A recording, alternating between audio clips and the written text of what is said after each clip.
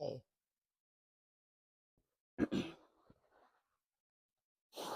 as you all can see, I take my own advice. I have my comfort items. I changed into all the things that make me feel safe because what I'm about to share with you all, whew, girl, the tears already is crazy. Um, what I'm about to share with you all is heavy. Um, and I really haven't spoken about it ever. Um, I didn't tell my quote unquote best friend at the time anything. And I've suffered with clinical depression my entire life, starting early in my childhood, growing up in foster care. But having kids the unique way that I did, and you'll see what I mean because I can't speak on my postpartum journey without speaking about how it started. Um, and anxiety, that's something that, you know, so got my Attack on Titan shirt, Ronald Weasley. She smells like pineapples, like actual pineapples. If you smell her, she smells like pineapples. Hermione Granger. This is Mutana Rhueberry, and this is my mocha latte. I have a cup of tea because I was going to do a cup of wine like I told y'all to do, but for my healing, for my sanity, I'm going to do this sober. Bitch, I bit the damn, I bit the damn ring again. I'm going to do this sober. Um, so I can actually feel it because taking something like this to my grave, like I said I was gonna do, does a disservice to me this lifetime. Um, representation matters, and I don't know who needs to hear this, but I love you. Um, there's a reason to keep going, even if you don't see it yet. And I know it sounds cliche as fuck. When a motherfucker said it to me, I was like, but no, dead ass. Like, so, um, that was just the preface, I guess. I would like to say that this video is going to be unedited because it's real, it's raw, and it's authentic.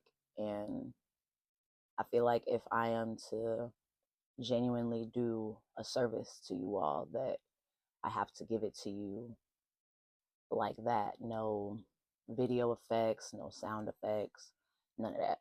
Me, you, our cup of water, fucking cup of tea, and vulnerability. Because you can be vulnerable with me if you can't be vulnerable with nobody else in your life.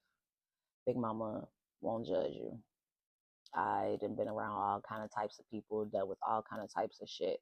So in the comments, feel free to leave your stories. Ask me any questions. I can only speak on clinical depression, postpartum depression, and anxiety because that's all that I suffer from knowingly. I feel like I have some undiagnosed shit going on. Mental wise, because like I'm also autistic and I have ADHD, but we're not talking about those things. I can only speak on those three topics because I don't want to give anybody any kind of wrong or bad information or anything like that. So let's get into it.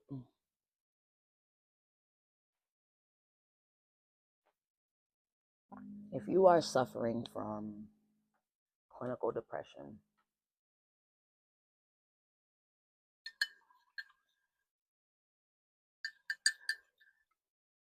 I want you to know that,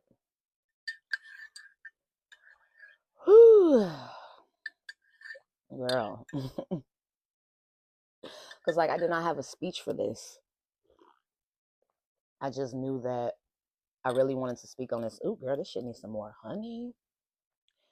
I just knew that I really wanted to speak on this topic because while I may be out of the loop with a lot of shit, because I don't be on social media and shit like that no more, especially Facebook. Um, but when I am, like, I got a wedgie. I got Grinch. I got Grinch pajama shorts on. um, Not, but for real. Um, Down my timeline, it's starting to not be able to be held as society says we should hold it. Um, it's starting to flow out of people because holding that shit is heavy as fuck. I didn't come here to give like medical advice. I'm not a fucking doctor. I just came to share my experience and how I cope, and maybe you can get something from it. Maybe you can feel seen. Um, but growing up in foster care, I was 10 years old. Um, and now I won't say that they were completely wrong for the diagnosis. They were wrong for the medication that they put a 10-year-old on. Um, Zoloft, if you're on Zoloft, either, and it's not working for you. If it's working for you, keep taking that shit. If it's working for you, baby, keep taking that shit. But if it's not working for you, because they have like a medical malpractice lawsuit or some shit out against Zoloft. If it's not working for you, you're not crazy. I was 10 years old, quite literally a fucking zombie. Like I was in my foster parents' house, and I remember it clear as fucking day. I'm laying on a couch and I'm staring at the ceiling, and I don't feel anything. Not sadness, not happy. I don't even feel like I'm there. I'm just laid out, staring at the ceiling. And the little part of me that, the part of me that was still there, um, she said, no, we're not taking another dose. Now, mind you, I was living with white people at the time. And I don't believe white people should foster black children. I don't. Especially not if you're, I mean, especially if you're not going to try to learn culture for those kids so that they're not so lost in this world when they're already in a very trying situation. Um, they didn't take the time to learn. They didn't take the time to care. Their names were Ruth and Jason LaRose. Bloomington, you might have saw their son, Nathaniel LaRose. He got locked up for touching and fucking on a 5-year-old. Yeah. They didn't care where I came from or who I was or how the medication was affecting me. So when I decided the very next day when I was supposed to take my dose that I wasn't taking that shit, um, they didn't like that at all. But I, at 10 years old, weaned myself off of that shit. Um, I would toss the pills in the garbage, flush them down the toilet. Hell, I threw some at the bitch and I put one in her coffee one day. Because, bitch, fuck you. Okay? Um, and it was hard as hell. I'm not gonna lie. Coming out of that, like, zombie mode that I was always in, that shit was hard as hell being back in real life, feeling everything all at once. But I vowed to myself to never take another medication for my depression. I vowed to myself to figure out who I am and what I like and what I can do to heal me. Now, mind you, I'm only 10, so I don't know the spiritual things, the herbal things, the shit that I know now, right? But the gifts that I have, I've always had and I always knew. So, with that, as I got older, I started coping by, I'm an author, as you all know. The Laura Royalty will be out Valentine's Day. I'm excited, y'all. Make sure y'all get that. But writing has always been a coping mechanism for me. Writing stories, poems, short stories, shit like that. So when I was having a really hard time, I would always make sure to keep my notebook and my pen right next to my bed because some days I couldn't get out the bed after that. But on those days, I rolled over and I wrote whatever I wanted to in my journal. And it became a little easier to cope. I'm not saying because that's something I'll have for the rest of my life. But when you're able to cope, like genuinely cope, I'm not talking about smoking, I'm not talking about drinking, I'm not talking about fucking. I'm talking about genuinely coping with what you're feeling, like feeling it and healing it. It gets easier to deal with. Um, and I'm saying a lot because I really didn't have a script for this. I just wanted to talk about it.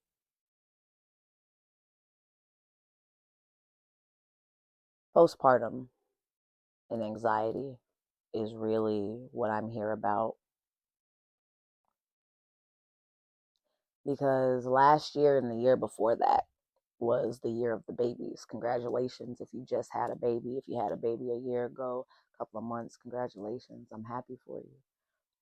And with doctors not taking postpartum seriously, um, with women not even knowing they're in postpartum, um, not having supportive partners or having a supportive partner who doesn't know what to do with her in postpartum or them, you know.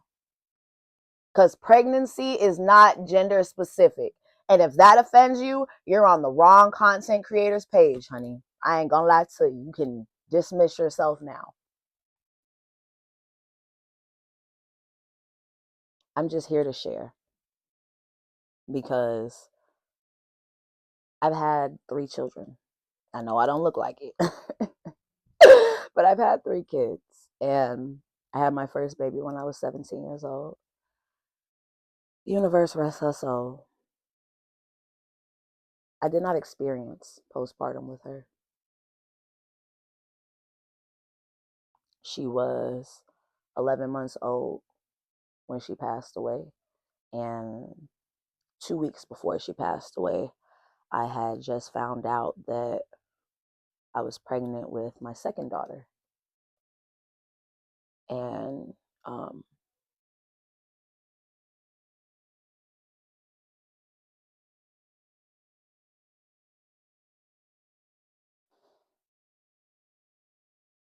the same year she passed, I had to give birth later that year. And it was one of the most difficult things. Like, I was only 18. And mind you, because yes, all of my kids got their own dad. Sue me. I don't give a fuck. My first daughter's father passed away 9 months before her because of stupid ass Chicago PD. Fuck CPD. So, yeah.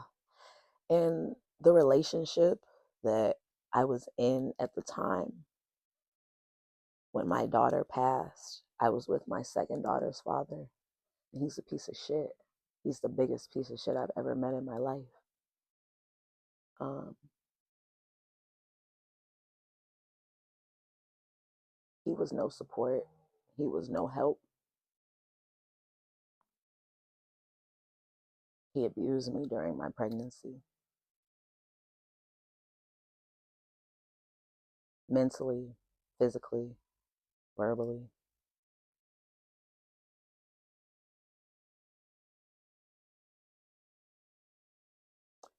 All while I'm trying to grieve a child.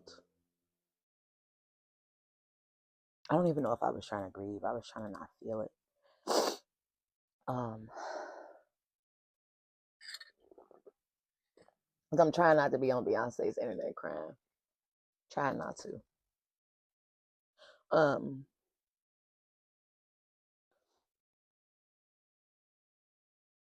so when it came time to have my baby, and I love my baby, she's my sweetheart.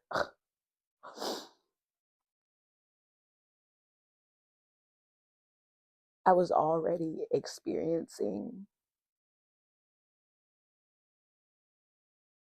depression, anxiety, not being able to sleep for more than an hour and a half at night.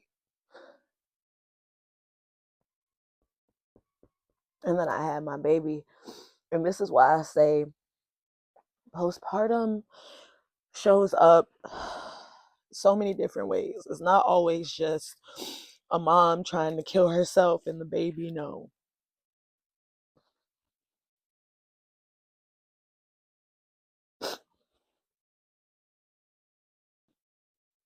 Sometimes it looks like watching your baby mama get up and go back to working doubles and triples while y'all NICU baby is 3 weeks old because she don't want to be in the house in the room where her daughter died at.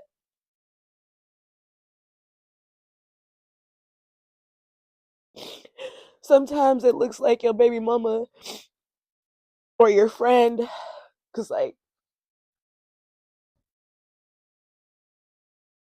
give me a second, hold on.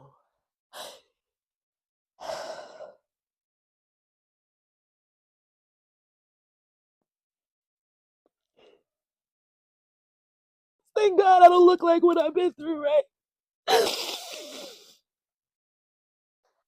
Oh,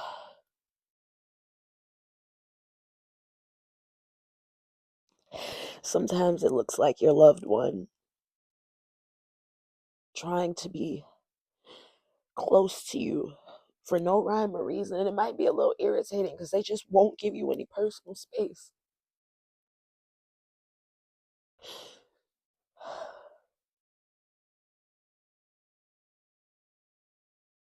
Sometimes, I'm sorry, hold on.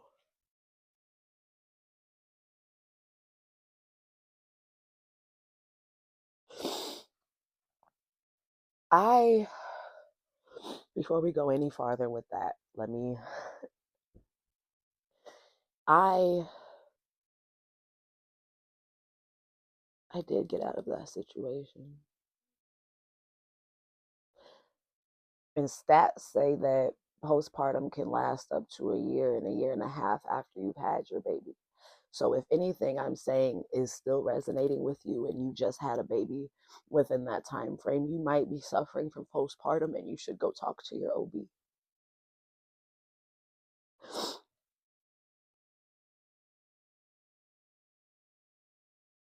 Sometimes it looks like walking in on your loved one just staring in a corner at the blank wall, and you ask them what's wrong. They say nothing and continue on about their day.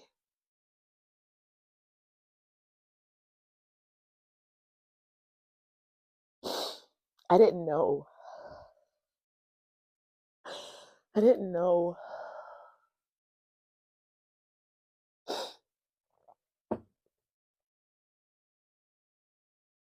I didn't know I was dealing with postpartum. On top of grief, because mind you, laying my daughter to rest was not an easy task. Her father's side of the family,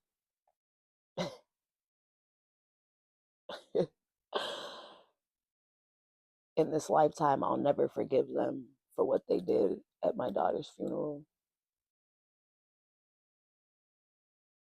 I couldn't even grieve properly because I still had to get up and be a mom with no real support but my second daughter's father's mother. And I know that's confusing, but that's my mama. Like, to this day, that's my mama. When I blow up off this YouTube shit, she the first person that's getting rich. She was my only real support.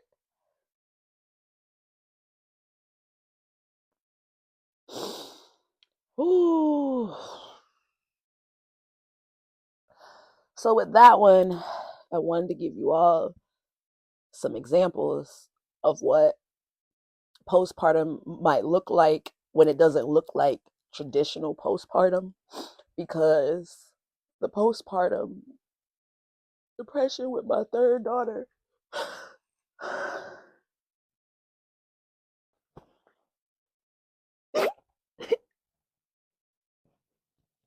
I almost didn't make it out of that one.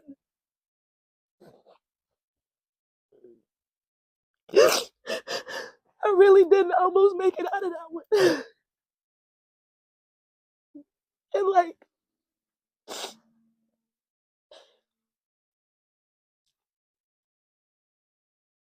now that I'm okay and I'm no longer in that space or around those people, and I'm making myself feel it, I want y'all to hug y'all baby mamas a little tighter. I want y'all to be more selective with your wounds when it comes to these niggas. Because I wasn't. I wasn't. And I can say that. That's fine, because you can't shame the shameless. In my Megan voice, you cannot shame me for anything I've done, anything I've been through. I don't give a fuck.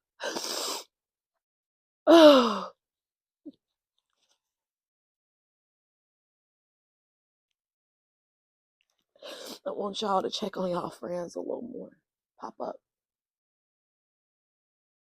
I want y'all to stop telling mothers once the baby gets here, it's no longer about you. Because that's how you drive a bitch to kill herself and her babies, just so you know. Taking her individualism away just because she's a fucking mother. She's still a person outside of being a fucking mother. And if you need to hear that, go be a person outside of being a fucking mother. Find what you like. Find who you are. Find what you like to do, no matter what anybody says. Because if you don't,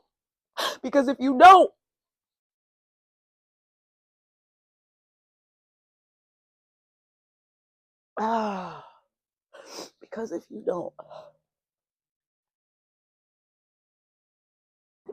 you'll regret it. I used to be married. I have lived a lot of lives, and I'm not done living yet. So make sure y'all stay tuned, because it's gonna be right here on this channel. Y'all can come live vicariously through me. I used to be married, and if you know me, you know I didn't believe in marriage. Marriage wasn't nothing but a piece of paper. It wasn't gonna keep somebody loyal to you, and those are facts. But I fell in love, and I got married.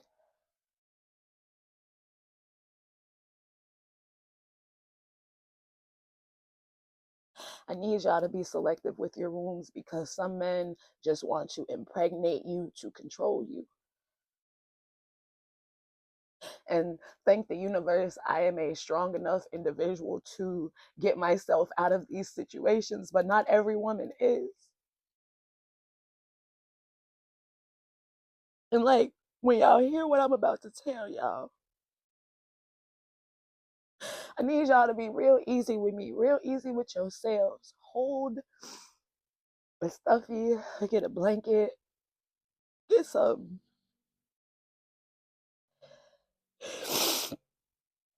I I love my little Sag baby. That's my last one. I can't have any more kids because I don't know if I'll survive another postpartum.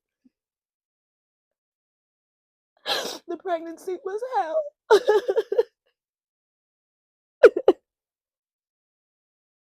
It was the worst thing I've ever.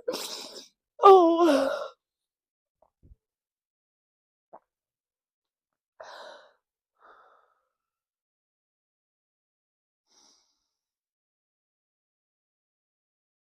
you're okay.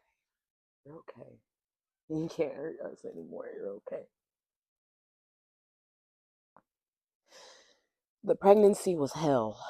Um, it was the worst thing I've ever gone through in my life. I will never have another child. I don't give a damn if I get married again. I'm getting a motherfucker a puppy. You're not getting a baby out of me. He was abusive, mentally, verbally, physically, sexually, spiritually, financially, and I was the one making the money. I'm gonna spare myself the details. because I'm still allowed to have boundaries while being real, raw, and authentic with y'all.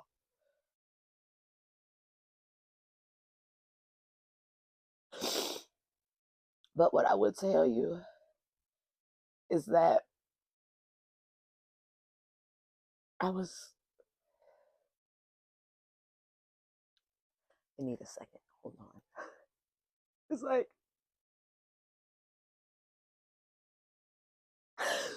I ain't never, I ain't never talked about this to nobody.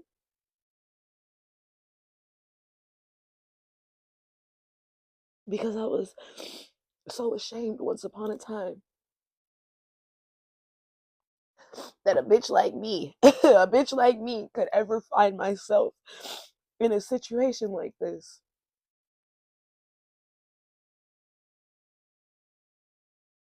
When in real life, I unfortunately was a victim.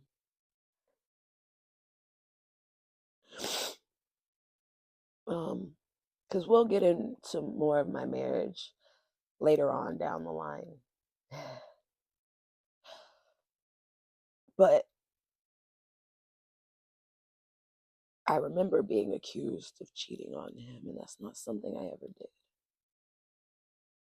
But that was because he was fucking my friend behind my back while I was struggling with postpartum, mind you.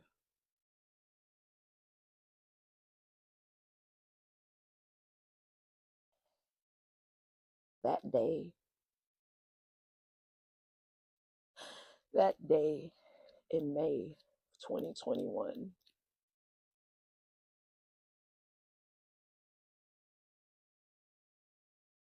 my daughter saved my life. My second baby,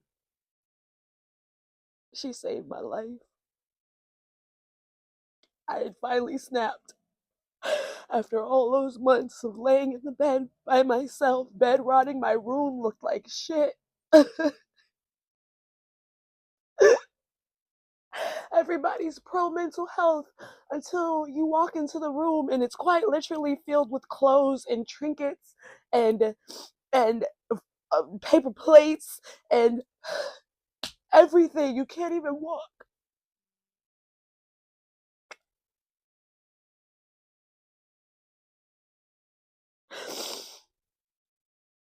And he didn't even bother to care. But when his father died, I was jumping into showers fully clothed because he was a 34-year-old man and they're wailing about his dad.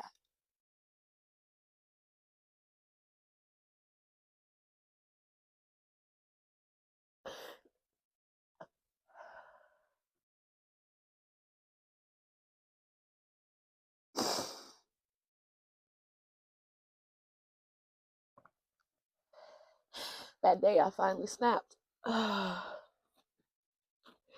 punched holes in the wall. I had a big table in my kitchen that had a lot of stuff on it, and I knocked everything off of it.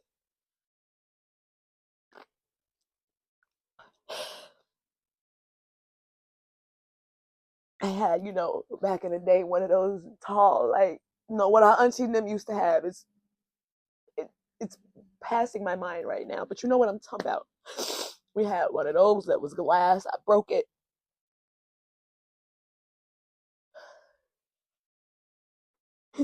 I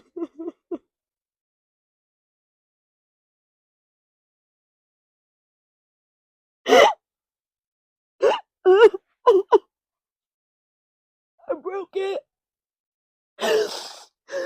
And then I went in the kitchen and I grabbed the biggest knife we had and I went into my bathroom and I closed the door.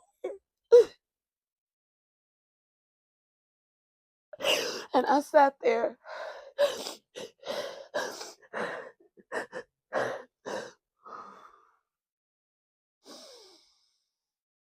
You're okay. You're okay. I promise you're okay.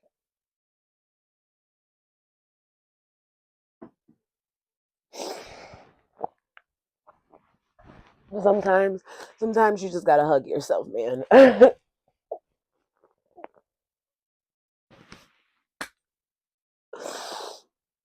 I sat there with my back against that marble wall, and I looked at my reflection in the mirror, in the knife, I mean, and I said, you're gonna be so beautiful on your obituary.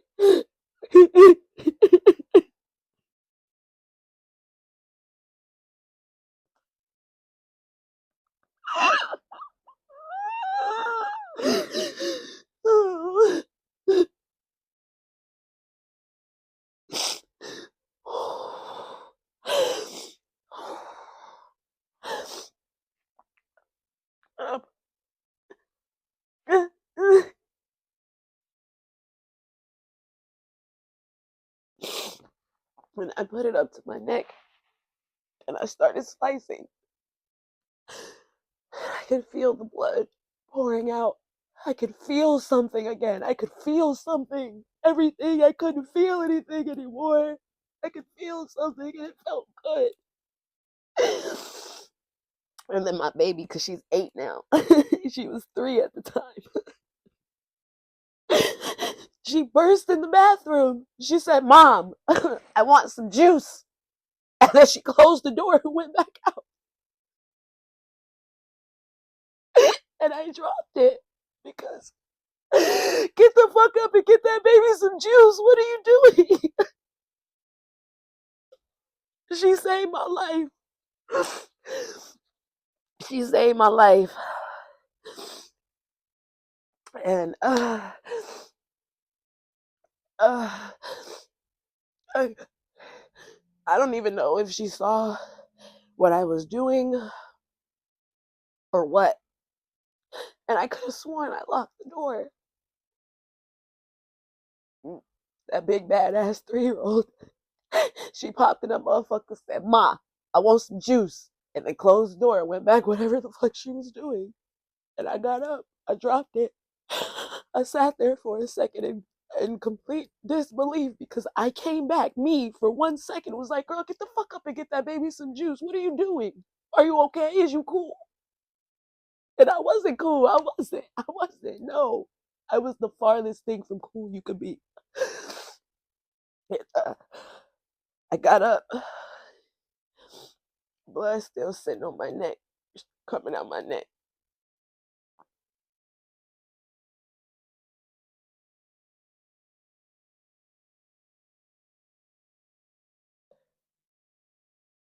I went and got her some juice.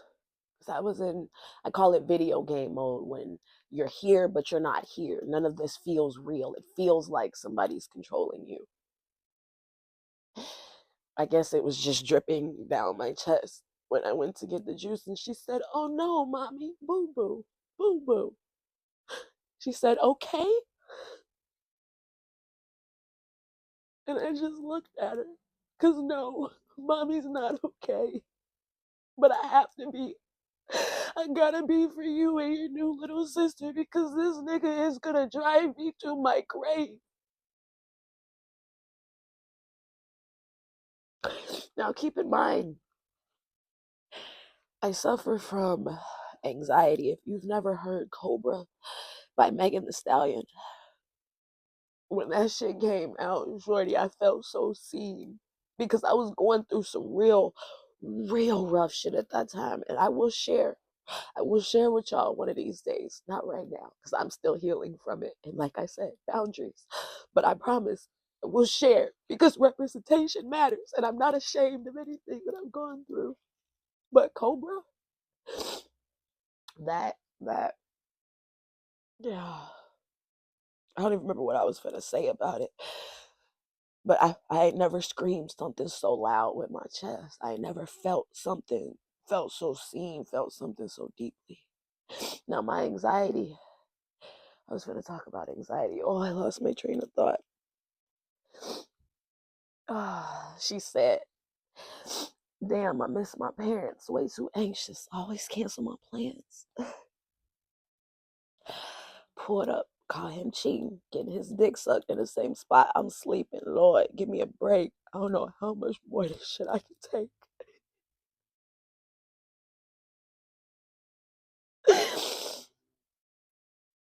I left that marriage. I did. I escaped. I did. I did. Make some motherfucking noise.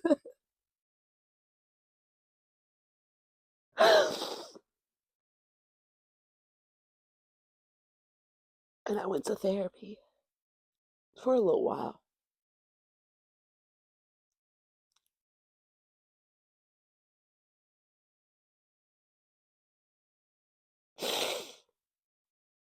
I said all that to say, check on your baby mama. After women and people have children, their hormones are all off balance. Organs are quite literally moved out of the places they're supposed to be, and nothing is the same. Not their body, not the way, nothing is the same. If you are a person, a woman struggling, you just had a baby, you're struggling with postpartum depression, please, please. I know it's hard. I know. I know it's hard. Because some people reached out to me too, and for the life of me, I couldn't say anything. I was stuck in it. I was stuck. You're not stuck. I felt so stuck. You're not stuck. I wasn't around any family or anything, but you're not stuck. Reach out to a friend, a sister, a cousin.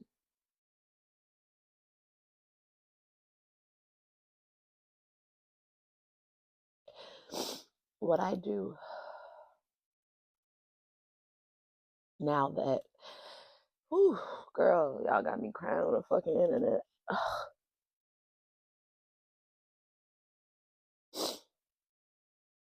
But tears are good. I know society makes everybody feel like crying is a weakness and all that shit. That's your body's natural way of releasing. We young as hell. And yes, I'm 27 and I'm young as hell. When you look at the micro to macro, I'm going to be here another 75 years. Yes, I do plan on being here till I'm 97. I do.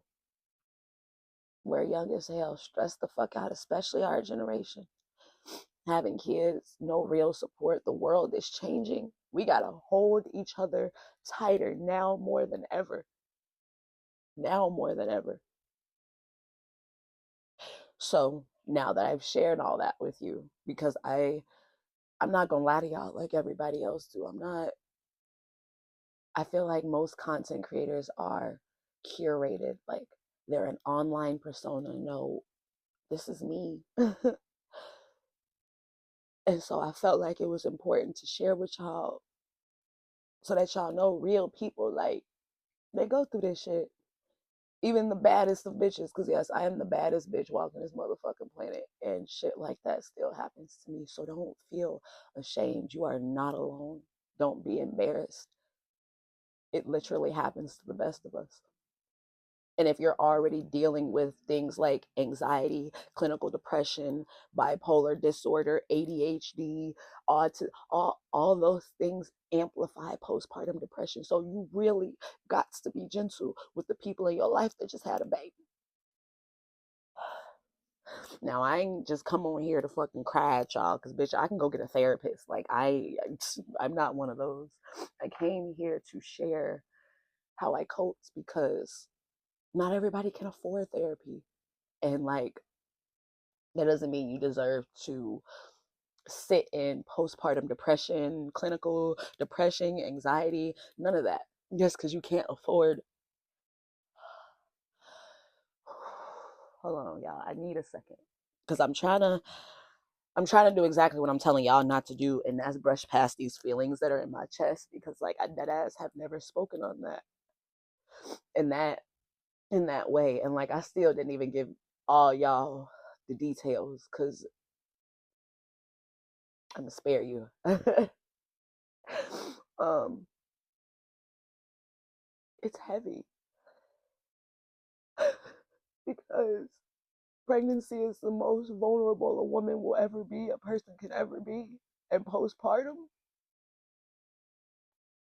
you need good people in your corner. So I beg you, be selective with your womb. If you already know you fucked up, because we be knowing when we fucked up. If you already know, hey, charge that shit to the game and be selective with your womb. You are allowed to correct your mistakes. You are allowed to go from having an ain't shit ass baby daddy to a man that's like iced tea to cocoa. Because I swear to you, I will never settle again in my life. If you're not gonna be the iced tea to my cocoa, you can't be with me. You can't be around me. Type shit.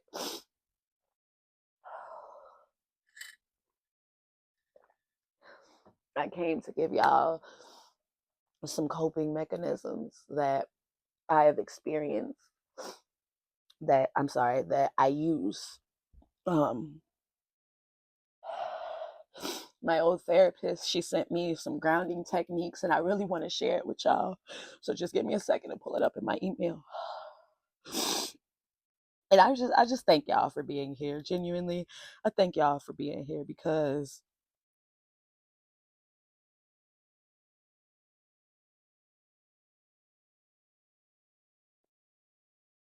you don't have to be. Y'all being here helps me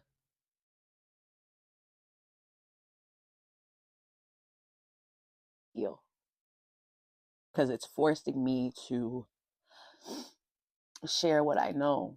I can't be nothing but a real ass bitch, so I can't get on this internet capping with y'all.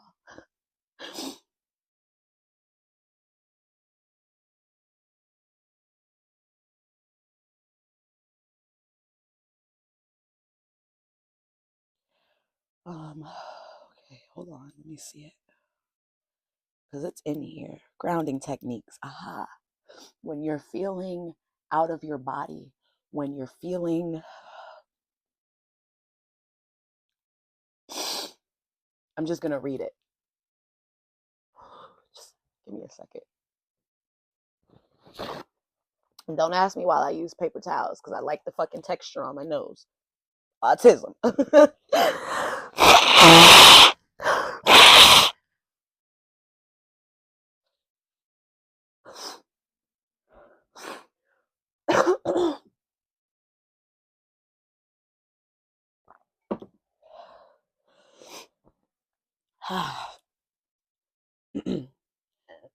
Ooh, excuse me.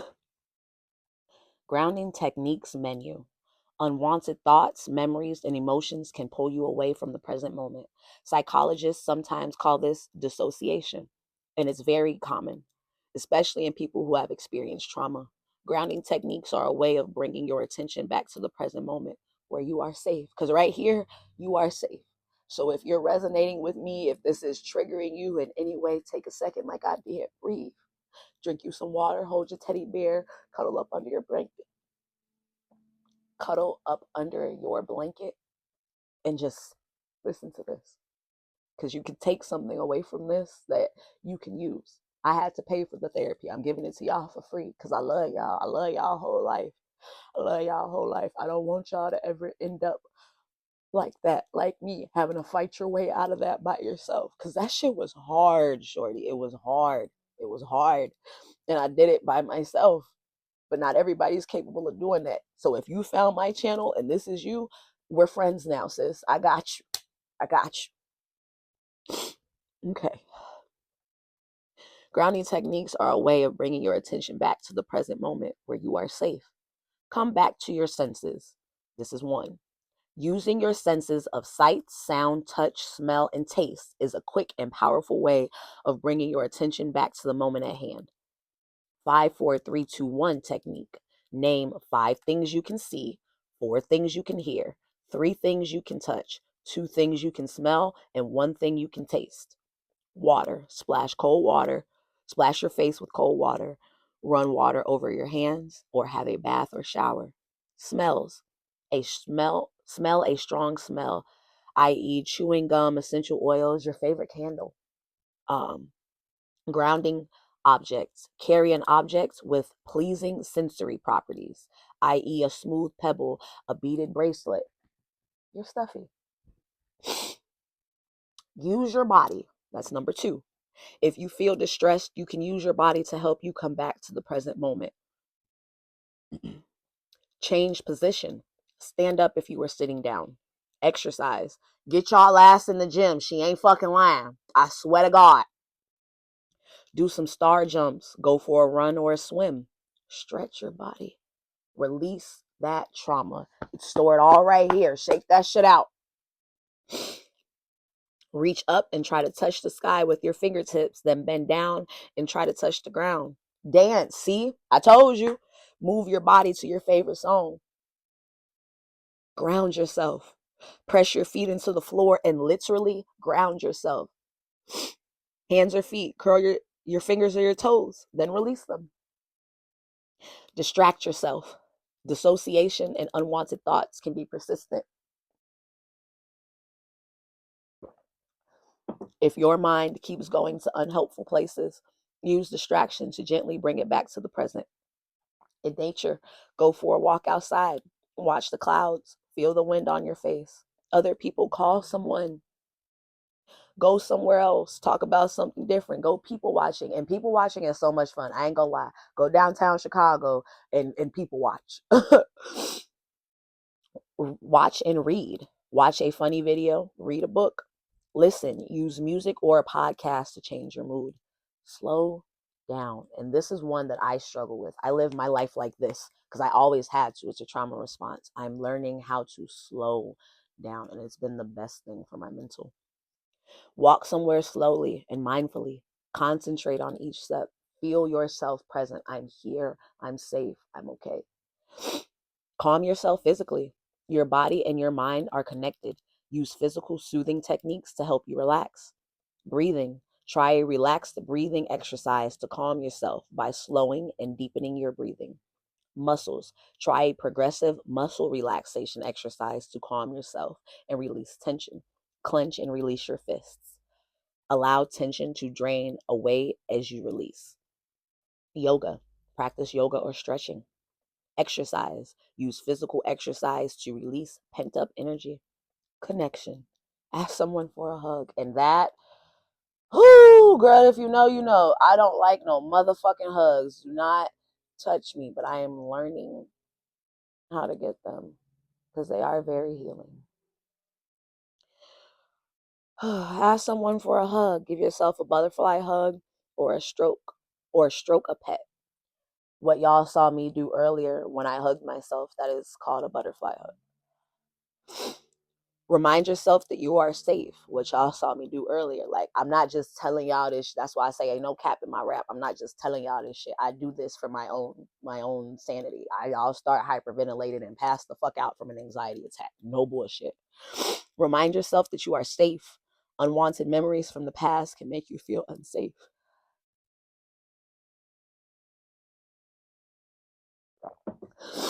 Remind yourself that you are safe now because you are safe now. It's okay. Proof. Carry something that proves you survived. A photo of something good that has happened since your trauma. Write a letter reminding yourself of why you are safe now and carry it with you.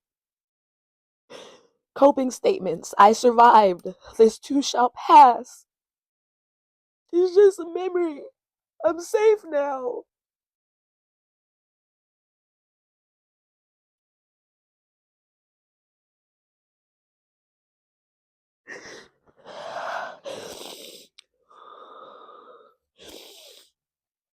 Oh, I'm safe now.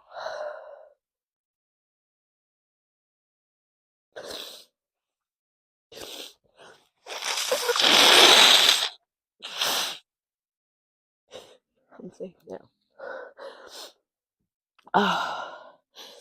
Then versus now. Focus on what's different now compared to the time of your trauma. Orient yourself. Dissociation can make you forget where and when you are. Use grounding to orient yourself in space and time. In space, remind yourself of where you are right now. In time, remind yourself of when it is right now. Relative to your trauma, remind yourself of where you are now and how it is different to where and when your trauma happened. Remind yourself of what was, remind yourself of what has happened since your trauma happened. I'm sorry, y'all, because it's really been a long time since like I've read this fully. I just took my coping skills off of it and like I use them.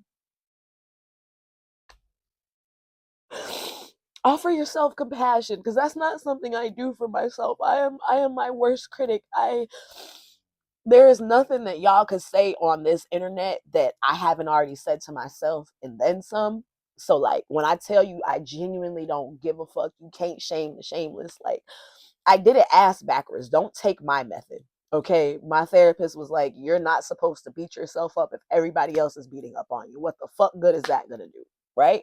So don't take my method. Take this method. And like I damn near want to screenshot this and like post it. I think I'm gonna do that. I know I said I wasn't gonna edit nothing, but I'm going to put this on the screen so that you all may screenshot it and take it with you. Because I can read it right now, but it wouldn't be fair to just, you're not gonna remember it, right? Right. But offer yourself compassion. You're already feeling bad, so there is no point in making things worse by criticizing yourself.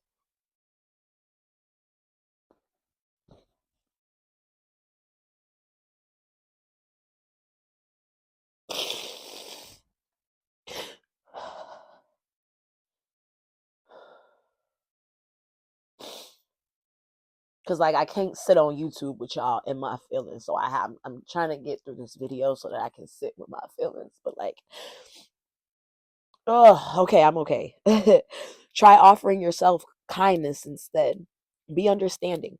It's no wonder you're feeling frightened because you just had some unwanted memories from the past. You are safe now. And like it's gonna feel silly as hell saying these things to yourself, especially for a lot of us who didn't have parents to say these things for us. It's time to reparent yourself with things like this so that you can continue to heal. You can heal and actually move on with your life and enjoy life. Be kind. What would you say and how would you act towards someone else who is suffering like this? Your friend, your best friend? Would you be beating up on them, criticizing up on them? No. So don't do it to yourself then. And I'm not being a hypocrite because I'm telling y'all I do it to myself and I shouldn't. So I can tell y'all that y'all shouldn't do it. Damn it. And last but not least, this one's my favorite as a creative because I'm a triple Sagittarius, sun, moon, rising, with my third house in Pisces. That's why I'm a delusional lover bitch the way I am, right? Use your imagination. Your mind can respond to imagined things as powerfully as it does to the real thing. Regular practice of the regular, sorry, this damn tongue ring. But it's cute though, so we gonna work with it. Regular practice of the exercises below can help when you need it. Safe place. Do a calm place or safe place exercise where you imagine being in a soothing place. Compassionate other. Try a compassionate other exercise where you imagine being in the presence of a perfectly compassionate being who accepts you without judgment. Positive memories. Deliberately think about happier times, places where you felt safe, or people you felt safe with. So, that is the grounding techniques menu. When you feel like you need some grounding, you pull that menu out. What do I want to eat today? I think I want some orienting myself. Shit like that. Like, have fun with it. You're a human. Everything doesn't have to be so deep and hard all the damn time when it already feels like that most of the fucking time. You can do shit. This is also part of self care. This video will be in my bad bitches do self care, I think. Yeah, I'm gonna put it there too. But that's it. That's what I wanted to share with y'all.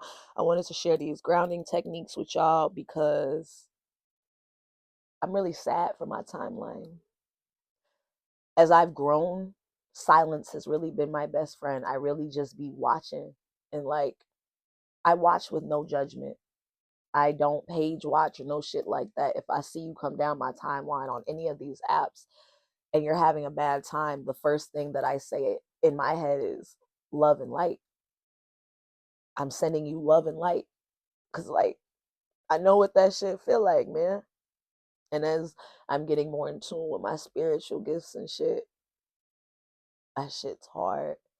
I'm being called to step out of the shadows and share my story so that it can impact who it needs to, so that I can actually heal from it.